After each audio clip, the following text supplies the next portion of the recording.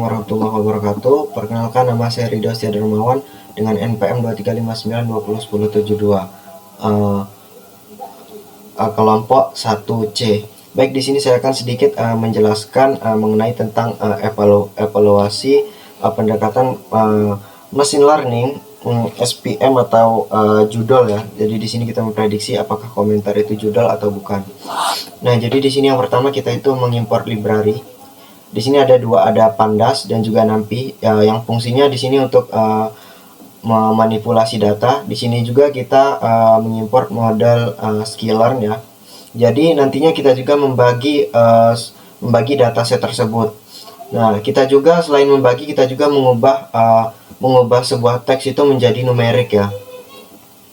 Nah, di sini algoritma atau pendekatan yang akan kita gunakan yaitu sklearn SPM ya. Nah, yang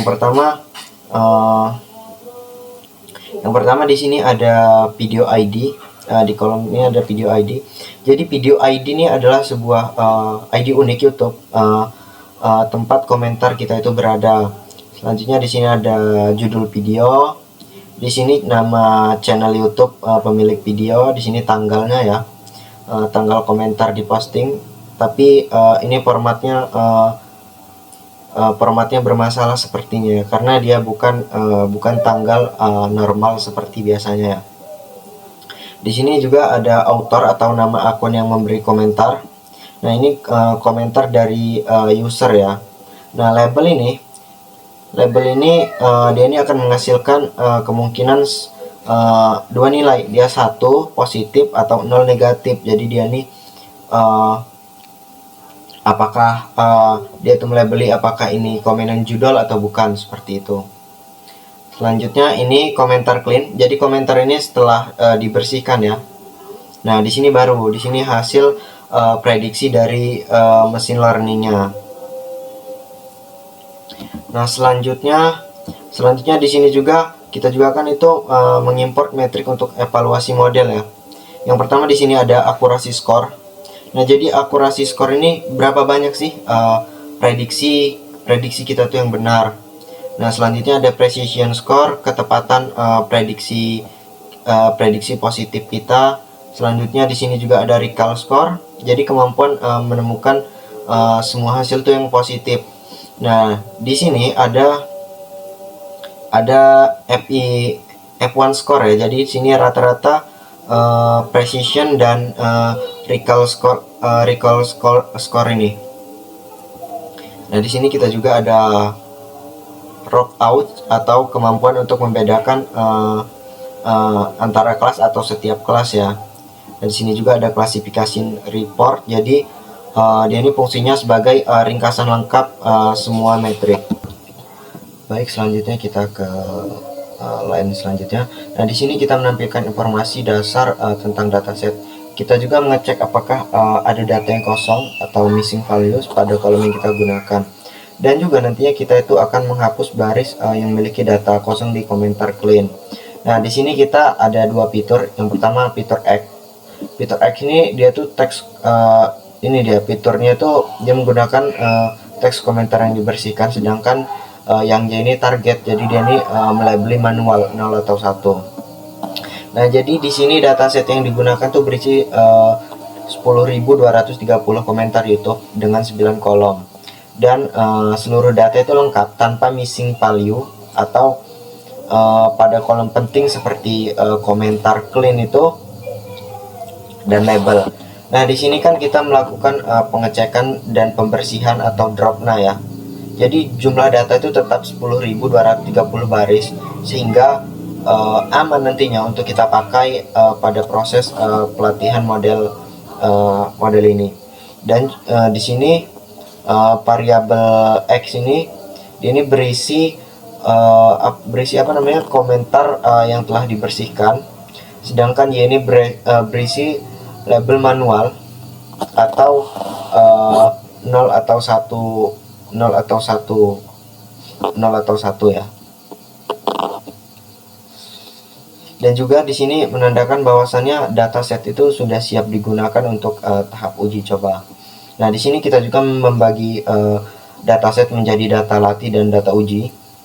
Nah, ukuran data latihnya ini 8184, sedangkan ukuran data ujinya ini 2046. Nah, ukuran label dan label data latih untuk YTrain itu ada 8184, sedangkan ukuran label data uji ada di 2046. Baiklah, di sini saya akan melanjutkan penjelasan yaitu dari tugas 3, yaitu evaluasi pendekatan dari ML, SVM, dan TF-IDF. Nah, di sini yaitu untuk di line ini itu ada membuat pipeline yang terdiri dari 2 langkah. Yang pertama yaitu TF-IDF, yaitu term frequency inverse dokumen frekuensi, yaitu mengubah teks menjadi vektor angka menggunakan TF-IDF. Selanjutnya yaitu ada SVM, yaitu menerapkan algoritma support vector machine, dan yaitu di sini terdapat kernel yaitu sama dengan linear, yaitu salah satu jenis SVM yang umum untuk teks, dan probability yaitu true dibutuhkan untuk menghitung AUC dan ROC-nya. Nah, di sini yaitu pipeline SVM-nya ya. Nah, ini ada TF-IDF-nya. Untuk di sini juga kita menggunakan TF-IDF vectorizer serta SVM, SFC kernel sama dengan linear, dan probability sama dengan true untuk random state-nya. Nah, selanjutnya di sini juga kita melatih seluruh pipeline dengan data latih print, dan di sini kita menggunakan print untuk memulai proses training model SVM-nya. Selanjutnya di sini kita menggunakan pipeline SVM feed, yaitu nilai X train dan juga nilai Y trainnya. Nah, di sini kita juga menggunakan print untuk model berhasil dilatih. Jadi di sini setelah di running mengeluarkan output yaitu model berhasil dilatih. Selanjutnya di sini juga kita melakukan prediksi pada data uji, yaitu nilai Y prediksi sama dengan pipeline SVM menggunakan nilai X tesnya. Nah, di sini kita memprediksi probabilitas untuk kelas positif labelnya 1 yang dibutuhkan untuk AUC dan ROC-nya. Nilai Y probabilities prob sama dengan pipeline SVM predict proba, dan kita masukkan nilai X tesnya. Selanjutnya kita print prediksi pada data uji telah selesai. Nah, selanjutnya kita tampilkan juga beberapa hasil prediksi dibandingkan dengan label aslinya, yaitu hasil prediksi pada data frame, teks komentar itu untuk nilai X test, label asli untuk nilai Y test, dan hasil prediksi itu Y pred, dan kita print untuk contoh hasil prediksinya.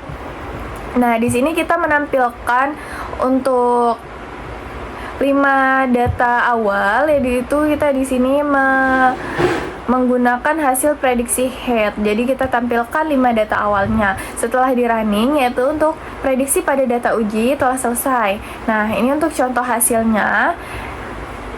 Dan di sini juga terdapat untuk teks komentar, label asli, dan juga hasil prediksinya. Nah, sudah clear untuk data-data label asli dan juga hasil prediksi. Selanjutnya di sini juga kita menghitung metrik-metrik evaluasi.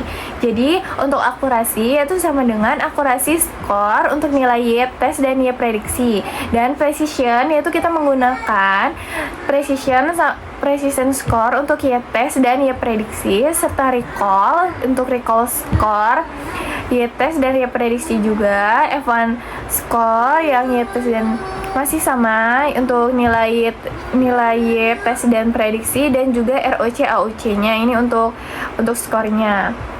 Nah, selanjutnya kita di sini menampilkan hasil evaluasi. Nah, untuk ini kita menampilkan hasil evaluasi efektivitas model SVM, akurasi untuk nilai akurasinya, presisi, recall, F1 score, AUC, dan ROC. Selanjutnya kita menampilkan laporan klasifikasi yang lebih detail. Nah, di sini setelah di running, di sini muncul untuk hasil outputnya. Jadi untuk hasil akurasinya yaitu 0,9809, presisinya 0,9843, untuk recallnya 0,9691, F1 skornya yaitu 0,97067. Nah, untuk nilai AUC ROC-nya yaitu 0,9977.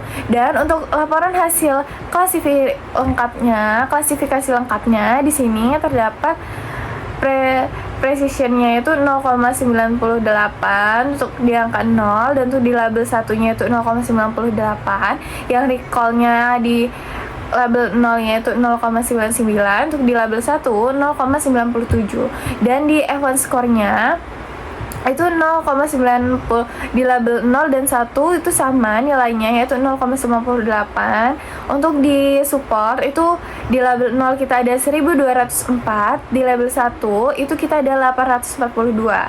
Nah, untuk akurasinya, makro average-nya yaitu untuk precisionnya yaitu ada di 0,98, yang untuk recallnya itu 0,98, untuk F1 score-nya sama 0,98, dan untuk dinilai supportnya itu ada 2046, serta untuk di weight average-nya yaitu masih sama 0,98, recall juga sama 0,98, F1 score-nya juga sama 0,98, serta supportnya juga sama, ada di nilai 2046. Oke, cukup itu saja mungkin yang bisa kami sampaikan. Saya akhiri, wassalamualaikum warahmatullahi wabarakatuh.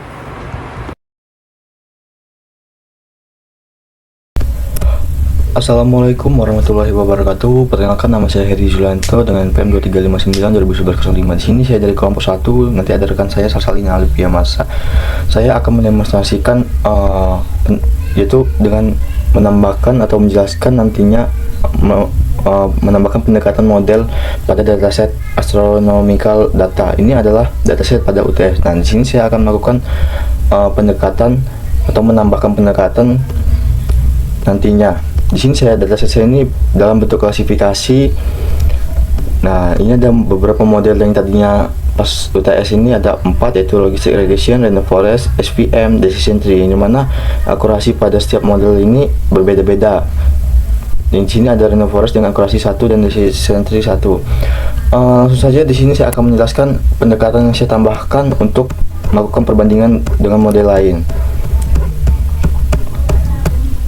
Di sini ada penjelasan, saya menambahkan pendekatan model neural network atau deep learning untuk klasifikasi tipe bintang pada dataset ini. Yang pertama, dia mengolah data, kemudian dia menentukan target dan fitur, yaitu target ini star type, dengan menentukan targetnya yaitu star type ini. Kemudian kita melakukan encoder pada label target, artinya merubah menjadi numerik. Kemudian kita melakukan pre-processing data. Kita melakukan precision rasa ini untuk mencari kolom kategorikal dan numerik berdasarkan objek dan integer, atau kategorikal dan numerik.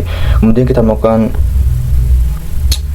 preprocessor, ini mana melakukan kolom transformer pada numerik dengan standar scalar dan kategorikal dengan one hot encoder. Kemudian kita melakukan speed data. Yang speed data ini kita membagi data menjadi 80% untuk training dan 20% untuk testing nantinya. Kemudian kita transformasi fitur dan sparse metric design. Setelah itu kita melakukan one hot encoding untuk target. Nah, di sini kita membangun modelnya, yaitu dengan model neural network ini mana density layers density 128, yaitu info layernya dengan aktivitasnya relu.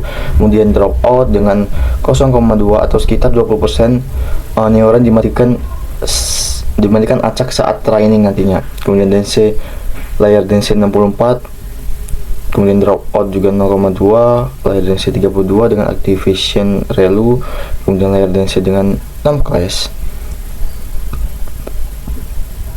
Kemudian selanjutnya di sini ada mode compile, yang dimana optimizer-nya ini Adam dengan loss function-nya categorical concentropy dengan metriknya akurasi.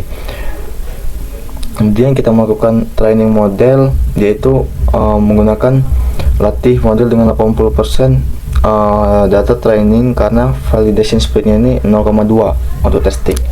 Kemudian kita melakukan 40 epochs untuk melakukan pada model ini. Kemudian batch size-nya itu 32 dengan verbose, yaitu menampilkan progress training-nya itu pada layar itu 1. Kemudian kita melakukan evaluasi menghasilkan probabilitas prediksi setiap kelas, kemudian YPRED ini, NP algoritma ini untuk memilih kelas dengan probabilitas tinggi, dan Y-true untuk menampilkan label asli. Nah, di sini terdapat hasil dari model Squintel ini, di mana layernya ini berdasarkan layer model tadi, dan C drop out, dan C drop out, dan C, yang dimana pada DNC 24 ini terdapat menerima inputnya itu sebesar 128 neuron, kemudian dia akan menonaktifkan 20% dropout ini sekitar 128 untuk mencegah overfitting. Kemudian dia ini DNC25 ini untuk melakukan hidden layer kedua dengan 64 neuron, kemudian kita melakukan dropout lagi. Setelah itu pada hidden layer ketiga ini kita melakukan 32 neuron, dan yang terakhir ini DNC27 ini 198 neuron. Ya, artinya kita memprediksi karena kelas prediksinya 6, maka neuron outputnya juga 6. Di sini ada total parameter di mana model punya 112.710 yang bisa dilatih. Kemudian training per epoch-nya itu ini selanjutnya training per epoch ini. Yang pertama dia 1 sampai 40 tadi. Pada yang epoch pertama ini akurasinya ini terdapat 0,1634, yang mana lossnya ini masih besar dibandingkan dengan akurasi. Nah, pada setiap kenaikan epoch dia akan mengalami kenaikan akurasi, sehingga pada epoch 18 ini terdapat akurasi yang tinggi, yaitu sekitar 0,90 atau sekitar 90%, dengan lossnya ini 0,3, seperti itu. Selanjutnya di sini ada hasil dari evaluasi akurasi pada model neural network ini atau deep learning ini sekitar 0,95, artinya 95%, dengan classification reference ini pada setiap tipe bintang ini ada 6 tipe bintang, yang mana pada setiap precision ini dari 1 sampai 5 ini terdapat precision, atau artinya 100% presisi terhadap tipe bintang. Begitu juga pada recall, pada tipe bintang 2 sampai 5 ini terdapat 100% recall, dan F1 score juga terdapat 100% F1 score pada tipe bintang 2 dan 5 dengan akurasi 0,96, dengan supportnya ini 48 untuk testing. Kemudian macro average-nya itu 0,97 dan back average-nya itu 0,97. Kemudian di sini ada conversion metric dari model neural network ini, di mana pada tipe ini kita hitungnya tipe bintang 0, 1, 2, 3, 4, 5, begitu juga ke bawah. Yang mana pada tipe bintang ini terdapat perbedaan pada tipe bintang ke 1, yaitu dengan dia memprediksi 6, tetapi ada salahnya itu 2 karena dia memprediksi tipe bintang 0, seperti itu. Begitu juga dengan yang lainnya, di sini memprediksinya dengan benar semua 8, 8, 8, 8. Demikian yang dapat saya sampaikan, nanti dilanjutkan oleh rekan saya Sarsalina Alifia Marsha. Terima kasih. Bismillahirrahmanirrahim. Assalamualaikum warahmatullahi wabarakatuh. Perkenalkan, nama saya Sarsalina Alifia Marsha dengan NPM 2359201127. Di sini saya akan melanjutkan penjelasan untuk tugas machine learning menggunakan dataset astronomi, dataset UTS kemarin. Di sini saya akan melanjutkan untuk shape value untuk neural network. Yang pertama itu kita import sub dulu, lalu yang kedua ada sampling sedikit data sebagai background. Di sini data yang diambil ada 200 data. Lalu yang selanjutnya ada inisialisasi shape deep explainer. Lalu yang ketiga ada hitung shape value untuk test set. Lalu yang keempat ada ambil semua fitur lengkap numeric plus one hot categorical. Selanjutnya ada shape summary plot, global feature importance, lalu yang terakhir ada shape bar plot ringkas. Nah, di sini untuk barnya itu ada 5 kelas, ada 6 dari kelas 0 sampai kelas 5. Lalu selanjutnya untuk penjelasan grafik shape summary plotnya, di sini kita lihat kalau misalnya ada 4 fitur teratas, yaitu yang pertama ada absolute magnitude, radius, luminosity, dan temperatur. Nah, 4 fitur ini paling besar kontribusinya terhadap produksi model karena barnya itu paling panjang. Jadi modelnya itu benar-benar ngandalin 4 fitur ini buat nentuin kelas bintang. Nah, secara astronomi 4 fitur ini menggambarkan karakter utama bintang, kayak seberapa terang, seberapa besar, dan panas. Jadi wajar aja kalau model menganggap ini sebagai faktor utama dalam klasifikasi. Nah, fitur yang di selanjutnya ini ada fitur star color dan spectral class yang juga berpengaruh, tapi dia nggak berpengaruhnya itu sebesar kayak 4 fitur pertama ini. Selanjutnya ada fitur dengan pengaruh kecil, fitur yang berada paling bawah, jadi dia nggak punya dampak yang signifikan. Jadi kesimpulan dari grafik ini, dia model yang paling kuat itu dipengaruhi oleh fitur numerik seperti magnitude, radius, luminositas, dan suhu tadi. Nah, fitur warna dan kelas spektral itu tetap berpengaruh, tapi dia itu kecil pengaruhnya. Nah, buat nunjukin kalau informasi fisik bintang jauh lebih menentukan dalam klasifikasi dibanding dengan fitur kategorikal. Oke, sekian yang dapat saya jelaskan. Kurang lebihnya mohon dimaafkan. Terima kasih. Wassalamualaikum warahmatullahi wabarakatuh.